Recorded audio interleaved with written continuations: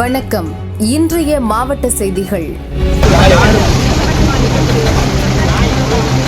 சிவகங்கை மாவட்டம் திருப்பத்தூர் கும்மங்குடியில் காரில் சென்ற பாஜக மூத்த தலைவர் ஹெச் ராஜாவை போலீசார் தடுத்து நிறுத்தினர்.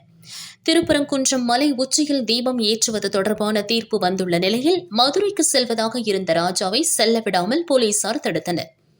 போலீசார் வாகனத்தில் ஏறுமாறு அவரை வற்புறுத்தினர். இதனால் இருதரப்புக்கும் இடையே வாக்குவாதம் ஏற்பட்டது. இதனால் போக்குவரத்து நெரிசல் ஏற்பட்டது. ஸ்பாட்டுக்கு விரைந்த பாஜகவினர் போலீசாருடன் வாக்குவாதத்தில் ஈடுபட்டனர். 2 மணி நேர போராட்டத்திற்கு பிறகு ராஜா மதுரைக்கு புறப்பட்டார்.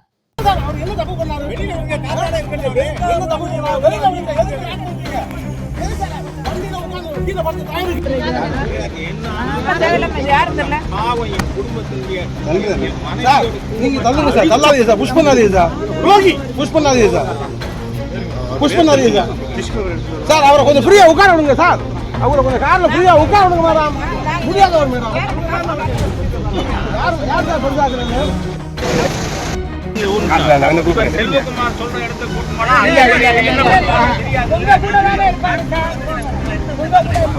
என்ன பண்ணுவார் தெரியாது எனக்கு.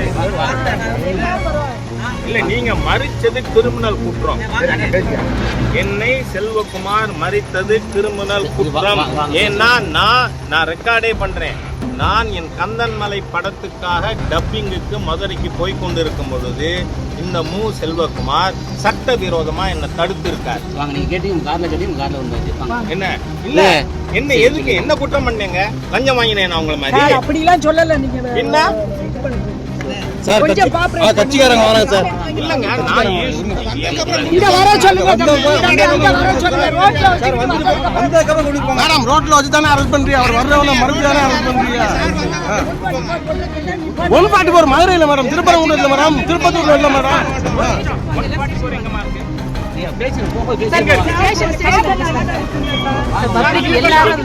ராஜா கந்தன்மலை ஷூட்டிங் போக கூடாதுன்னு ஆர்டர் இருக்கா? நான் போறது கந்தன்மலை ஷூட்டிங்குக்காக. எல்லாரும் ரெக்கார்ட் பண்றாங்க. நான் என் படம் கந்தன்மலை ஷூட்டிங்கு போறத மிஸ்டர் செல்வகுமார் தடுத்து என்ன கிட்னாப் பண்றார். அதான் உண்மை.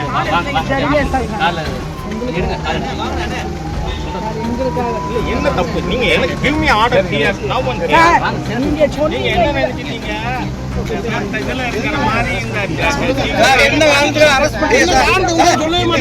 சென்னை ஹைகோர்ட் மதுரை கிளையில் திருப்பரங்குன்றம் மலை உச்சியில் தீபம் ஏற்றுவது தொடர்பான அரசு தரப்பு மேல்முறையீட்டு மனு நீதிபதிகள் ஜெயச்சந்திரன் மற்றும் ராமகிருஷ்ணன் அமர்வு முன்பு விசாரணைக்கு வந்தது. அரசு தரப்பில் அங்கு நடைபெற்ற விதிமீறல்கள், காவல்துறை மீதான தாக்குதல், எந்த மாதிரியான சிக்கலை அரசு எதிர்கொண்டது உள்ளிட்டவற்றை நீதிபதிகள் முன்பாக சுட்டிக்காட்டப்பட்டது. அதேபோல் மனுதாரர் ராம ரவிக்குமார் தரப்பிலிருந்து ஆஜரான வழக்கறிஞர் நிரஞ்சன் நீதிபதி உத்தரவை அமல்படுத்தாமல் அரசு அதனை தடுத்து நிறுத்தியிருப்பதாகவும் 144 தடை உத்தரவை சுட்டிக்காட்டி நீதிபதியின் உத்தரவை நிறைவேற்றி விடவில்லை என வாதங்களை முன்வைத்தார்.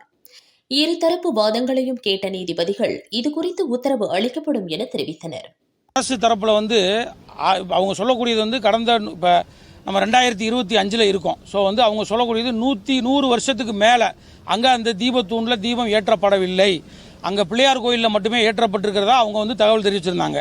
இதில் நாங்கள் எடுத்து வச்ச வாதம் என்ன அப்படின்னா, இந்த கேஸில் கூடிய எல்லாரும் ரிலே பண்ணக்கூடிய டைட்டில் சம்பந்தப்பட்ட சிவில் சூட் OS நம்பர் 4/1920, அதாவது 1920ஆம் வருடம் இந்த சூட்டு தாக்கல் செய்யப்பட்டிருக்கு. அப்படின்னா அது எதை காட்டுது? அந்த காலகட்டத்திலேயே அங்கே ஏதோ சிறு பிரச்சனைகளின் காரணமாக இந்த சிவில் வழக்கு தாக்கல் செய்யப்பட்டிருக்கு. அப்போ 1920 100 வருஷத்தை கணக்கு பண்ணிக்கங்க. கணக்கு பண்ணால் 2020.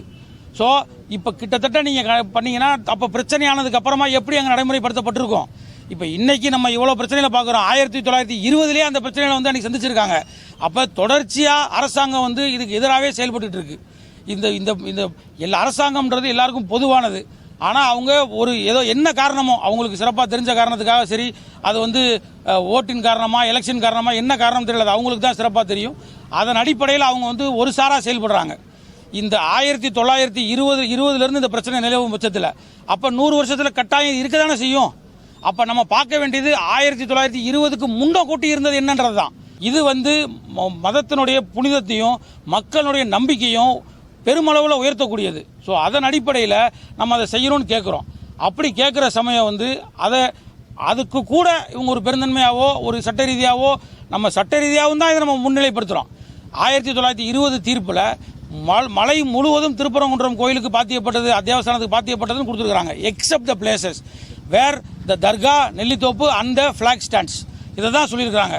அங்கே ஒரு இஸ்லாமியர் கூட இதை எதிர்த்தோ இதுக்கு ஆதரவாவோ செயல்படலை, யாரையுமே அங்கே பார்க்க கூட முடியலை.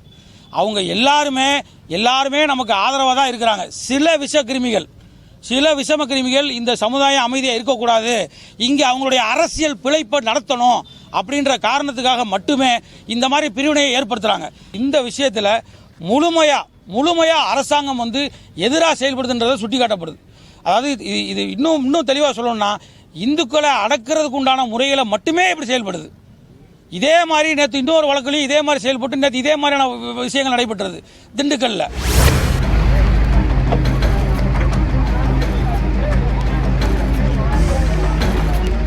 சென்னை சுற்றுவட்டார பகுதிகளில் பெய்து வரும் தொடர் மழையால் சென்னையில் உள்ள பெரும்பாலான ஏரிகள் நிறைந்துள்ளன. புழல் ஏரி கொள்ளளவை எட்டியதால் ஏரியில் இருந்து 2500 கன அடி உபரி நீர் வெளியேற்றப்பட்டு வருகிறது. கால்வாய் வழியாக வரும் வெள்ள நீர் சடையங்குப்பம் பகுதியில் பெருக்கெடுத்து ஓடுகிறது.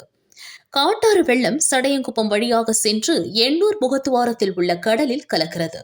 அதிக நீர்வரத்தால் சடையங்குப்பத்தில் உள்ள 2, 3 மற்றும் 9வது தெருக்களில் 100 வீடுகளில் வெள்ள நீர் புகுந்தது. மாவட்ட நிர்வாகம் குடியிருப்பு வாசிகளை மணலி புதுநகரில் உள்ள பள்ளியில் தங்க வைத்துள்ளனர். மேலும் நீர்வரத்து குறைந்தால் மட்டுமே தண்ணீர் வடியும் என அதிகாரிகள் தெரிவித்தனர்.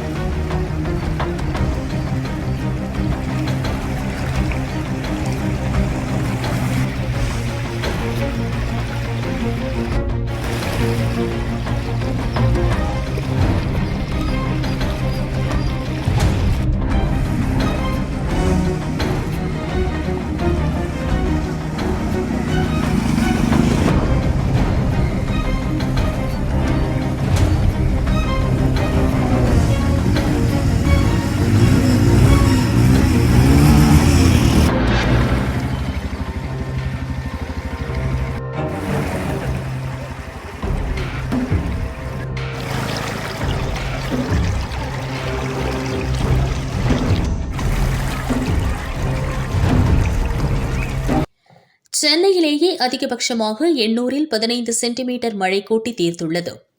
எண்ணூரில் பல பகுதிகளில் உள்ள தாழ்வான வீடுகளுக்குள் மழைநீர் புகுந்துள்ளது. மின்சாரம் துண்டிக்கப்பட்டு மக்கள் பல்வேறு அவதிக்குள்ளாகியுள்ளனர். மழை நீருடன் கழிவு கலந்து ரோடுகள் தெருக்களில் ஆறாக ஓடியதால் தொற்றுநோய் அபாயம் ஏற்பட்டுள்ளது. எண்ணூர் வஉசி நகர், சத்தியவாணி முத்துநகர் உள்ளிட்ட 20க்கும் மேற்பட்ட தெருக்களில் மழைநீர் சூழ்ந்துள்ளது. அரசு முகாம்களில் தங்க பொதுமக்கள் மறுத்துவிட்டனர்.